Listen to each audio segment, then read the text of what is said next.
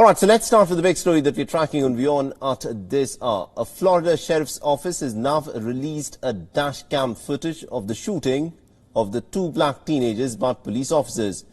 Now, the video that was captured by the dash cam shows the chilling moments just minutes before the two sheriffs who were attempting to stop a car actually shot the two teenagers to death. The video has been released after mounting pressure. The Florida Department of Law Enforcement is now investigating the case.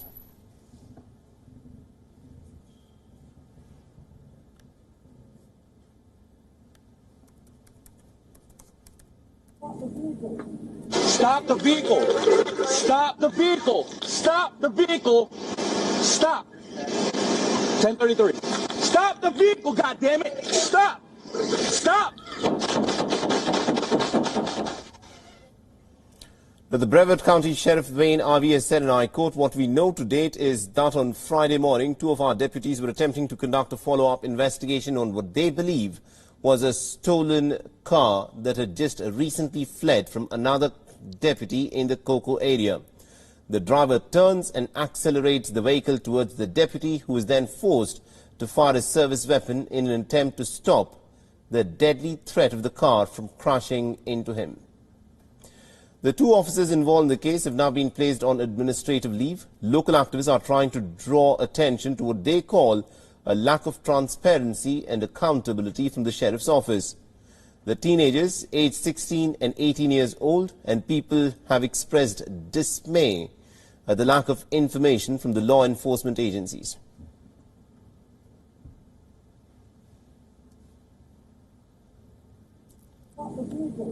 Stop the vehicle! Stop the vehicle! Stop the vehicle! Stop! 1033.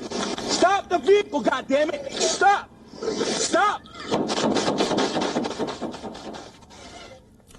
Now, the United States has witnessed a number of incidents in which black people have been shot by white police officers. The killing of George Floyd at the time that he was about to be arrested in Minneapolis had triggered a nationwide Black Lives Matter protest. The video of a white police officer pressing his knee on the neck of a black man, George Floyd, for over 8.5 minutes, resulting in his death, had shocked the entire world. The millions of people across the United States took to the streets amidst a public health emergency. Protesters demanded immediate action against systemic racism and police heavy-handedness while dealing with people of color. The two issues then became the focal points of the 2020 presidential election as well. A report by the Washington Post and CBS News says that about 164 black men and women have been killed by the police in the first 8 months of the year 2020. Now, the names include Ahmed Arbery, who was shot while jogging in his neighbourhood; Breonna Taylor, who was shot during a police raid while she was in her home; Jacob Blake, who was seriously injured and then was left paralyzed from waist down. The incidents have laid bare the deep racial divide that runs within the United States.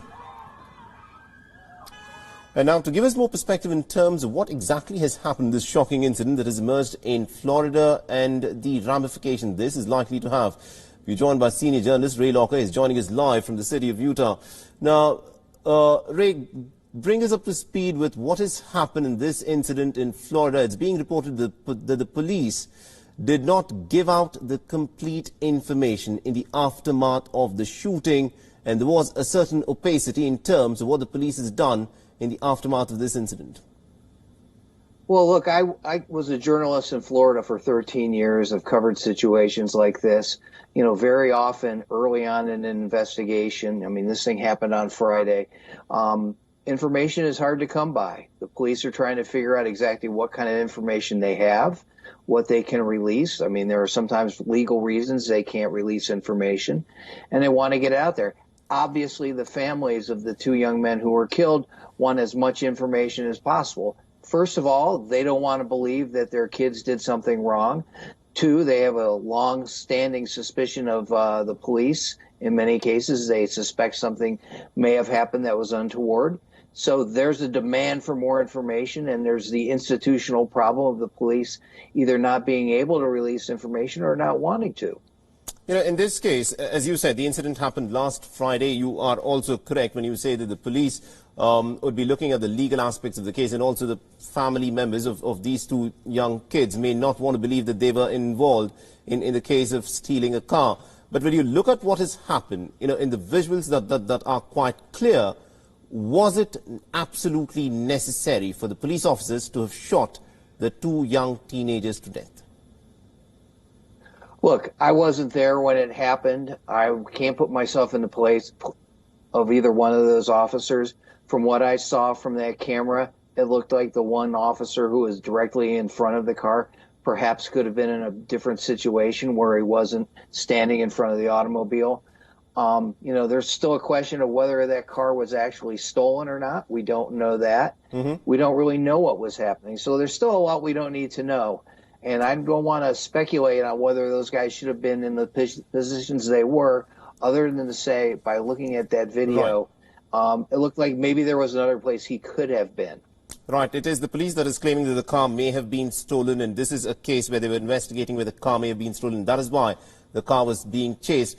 But looking at this in the larger context of police heavy-handedness when dealing with people of color, and also the past many incidents where the police have in fact behaved in a way that is in many ways is questionable. Were the police here following the standard operating procedure? Was there a different way of dealing with this case? Could the police have perhaps shot at the tires of the car and then brought it to a halt?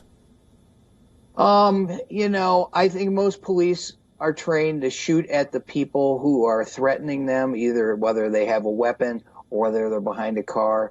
Shooting at the wheels of the car can often lead to a lot of problems. They may miss, they may hit something and ricochet and cause collateral damage that they don't want to.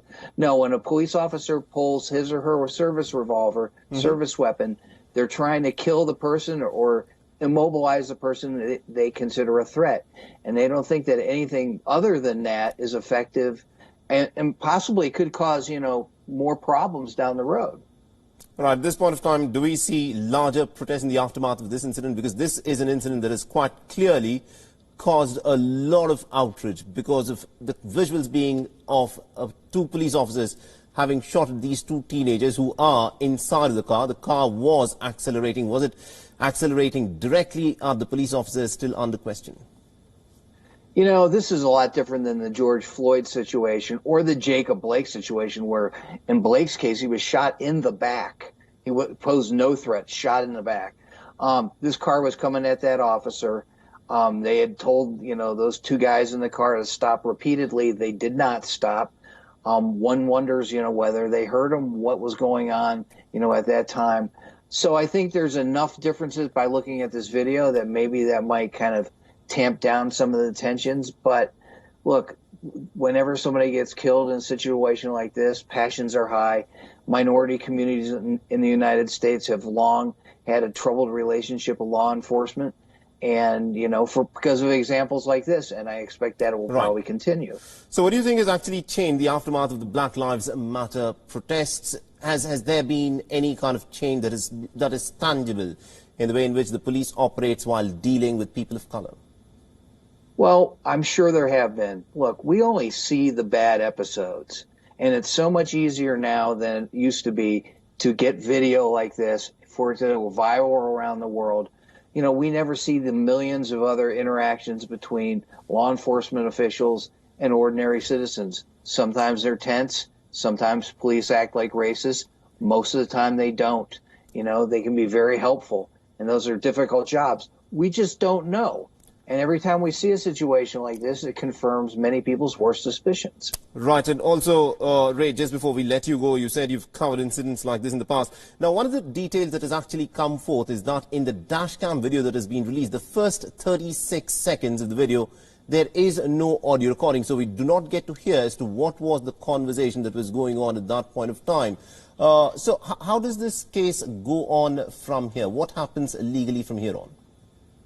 Well, legally, both sides, obviously the family's lawyers will get access to that material. Will become public. It'll be in court, and many sides will get a chance to analyze it. There's often many explanations for why, there's not sound in certain parts of a video.